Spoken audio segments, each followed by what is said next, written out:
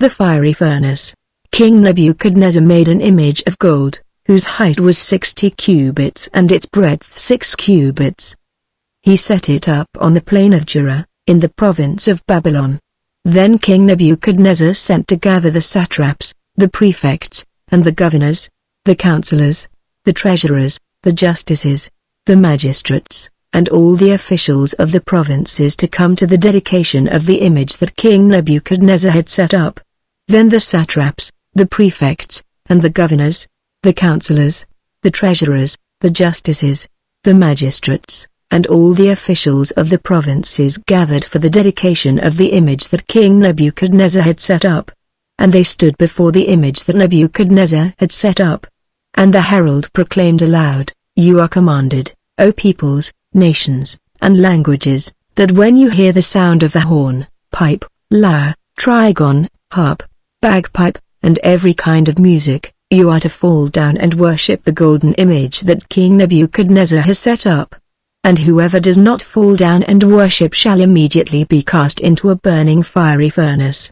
Therefore, as soon as all the peoples heard the sound of the horn, pipe, lyre, trigon, harp, bagpipe, and every kind of music, all the peoples, nations, and languages fell down and worshipped the golden image that King Nebuchadnezzar had set up. Therefore at that time certain Chaldeans came forward and maliciously accused the Jews. They declared to King Nebuchadnezzar, "O king, live forever. You, O king, have made a decree, that every man who hears the sound of the horn, pipe, lyre, trigon, harp, bagpipe, and every kind of music, shall fall down and worship the golden image. And whoever does not fall down and worship shall be cast into a burning fiery furnace. There are certain Jews whom you have appointed over the affairs of the province of Babylon, Shadrach, Meshach, and Abednego. These men, O king, pay no attention to you, they do not serve your gods or worship the golden image that you have set up." Then Nebuchadnezzar in furious rage commanded that Shadrach, Meshach, and Abednego be brought. So they brought these men before the king. Nebuchadnezzar answered and said to them, "Is it true, O Shadrach, Meshach, and Abednego, that you do not serve my gods or worship the golden image that I have set up? Now if you are ready when you hear the sound of the horn, pipe, lyre, trigon, harp, bagpipe, and every kind of music, to fall down and worship the image that I have made, well and good.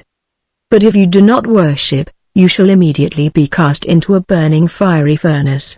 And who is the God who will deliver you out of my hands?" Shadrach, Meshach, and Abednego answered and said to the king, "O Nebuchadnezzar, we have no need to answer you in this matter. If this be so, our God whom we serve is able to deliver us from the burning fiery furnace, and he will deliver us out of your hand, O king.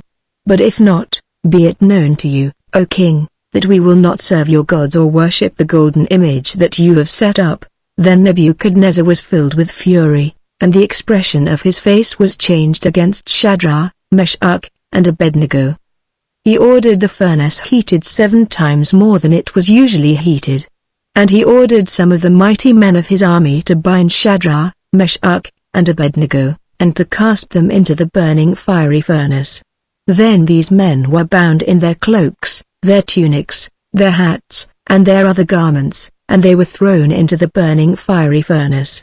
Because the king's order was urgent and the furnace overheated, the flame of the fire killed those men who took up Shadrach, Meshach, and Abednego.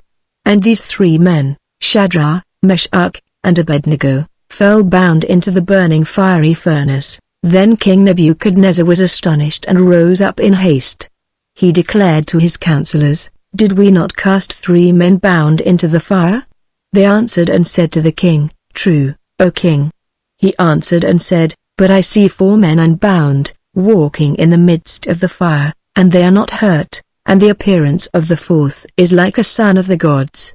Then Nebuchadnezzar came near to the door of the burning fiery furnace. He declared, "Shadrach, Meshach, and Abednego, servants of the Most High God, come out, and come here."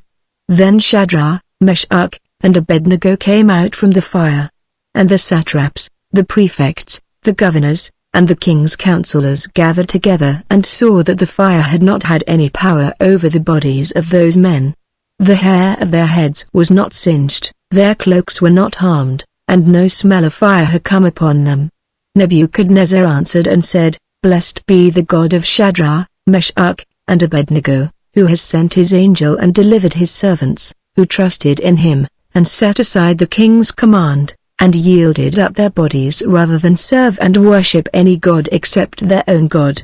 Therefore I make a decree, any people, nation, or language that speaks anything against the God of Shadrach, Meshach, and Abednego shall be torn limb from limb, and their houses laid in ruins, for there is no other God who is able to rescue in this way."